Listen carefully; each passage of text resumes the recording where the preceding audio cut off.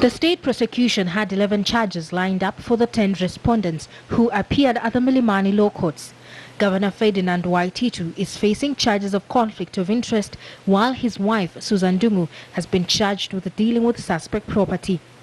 Luka Mwangi Wahinya, the road's CEC, has been charged with abuse of office, while Charles Chege and Beth Wangeshi, directors of MS Testimony, Zakaria Njenga, Joyce Ngina, Simon Kabocho, Anselm Gashukia, Samuel Muigai, all members of the Tender Evaluation Committee, face charges ranging from fraudulent procurement and acquisition of property to money laundering. Your Honor, there is yet a fair decision. All suspects denied the charges. The defense team made an application to have the suspects released on bond or bail.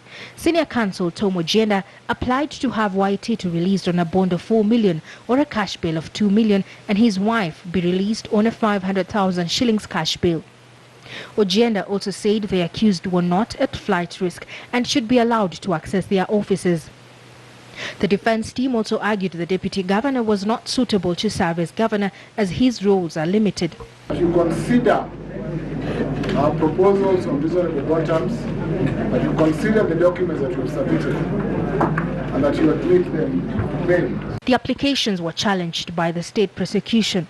You've been told, insofar as it's concerned, only 50 million shillings was lost. Your Honor, we submit 50 million shillings is not pocket change. Senior Magistrate Lawrence Mugambi will make a ruling on the applications Tuesday at 10:30 a.m. Waititu and his wife will spend the night at the EACC cells, while the other suspects will be held at the Kilimani police station. EACC has also been directed to ensure Beth Wangeshi receives treatment for her diabetes. Waititu and his co-accused are facing charges of alleged misappropriation of funds amounting to 588 million shillings for the upgrading of various roads in Kiambu County. Caroline B, KTN News.